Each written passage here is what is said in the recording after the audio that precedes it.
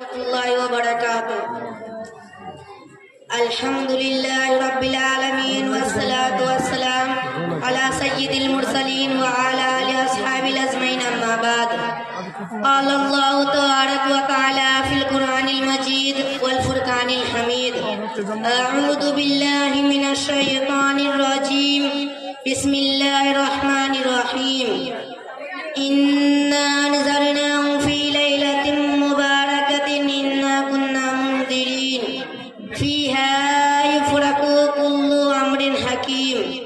وقال عليه صلى الله عليه وسلم: من أحدث في أمرنا هذا ما ليس منه فهو رد. محترم حضرات، توفیق خداوندی کا سہارا لے کر آپ کے سامنے آ گیا ہوں. میں چاہتا ہوں کہ آج کی سہانی اور مقدس رات میں ماہ شعبان کی فضیلت کا تذکرہ کروں. اس کی درمیانی رات شب برات کی عظمت اور تری بیان کروں. اس مقدس رات کے متعلق معاشرے اور سماج میں پھیلی ہوئی برائیوں اور خرافات پر روشنی ڈالو تو لیجئے. ہماتن متوجہ ہو کر میری بات کو سنیں. خالق کائنات نے سورۃ خان میں ارشاد فرمایا: اِنَّا نَزَلْنَاهُ فِي لَيْلَةٍ مُبَارَكَةٍ. ہم نے اس قرآن پاک کو لوح محفوظ سے آسمان دنیا پر اتارنے کا فیصلہ ایک برکت والی رات میں کیا. اس مبارک رات میں ہر حکم والا معاملات طے کر دیا جاتا ہے.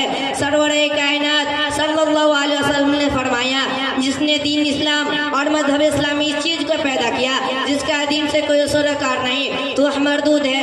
دوستو، یہ مقدس رات اس مبارک مہینے کی رات ہے جس کے بارے میں شہنشاہ بطحا تازے دار مدینہ احمد مصطفیٰ محمد صلی اللہ علیہ وسلم نے ارشاد فرمایا: شعبان شہری و رمضان شہر اللہ، کہ شعبان میرا مہینہ ہے اور رمضان اللہ کا مہینہ ہے. ایک حدیث پاک میں فرمایا کہ شعبان میرا مہینہ ہے اور رمضان میری امت کا مہینہ ہے. مسلمانوں، یہی مبارک مہینہ ہے جس کی 15ویں رات کو شب برات کہا جاتا ہے. اللہ اللہ، اس مبارک رات کی فضیلت و کیا کہنا کہ حکم الحاکمین نے اس مقدس رات میں اس قرآن پاک کو نازل کرنے کا فیصلہ فرمایا جو سراپا ہدایت و رحمت ہے. جس قرآن نے عالم انسانیت کی زندگی گزارنے کے طور طریقے سکھائے، عبدالآباد اور ہمیشہ رہنے والی آخرت کی زندگی کے واسطے نجات کا سامان مہیا کیا.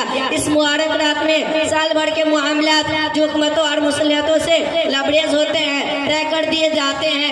ان بانی بلّہ معصوم فرشتوں کے سپرد کر دیے جاتے ہیں. ہر مسلمان کے لیے ضروری ہوتا ہے کہ ماہ شعبان میں غفلت کی چادر اتار دے اور اس ماہ رمضان کے لیے جس میں رحمت خداوندی کے دریا بہائے جاتے ہیں ہماتن تیار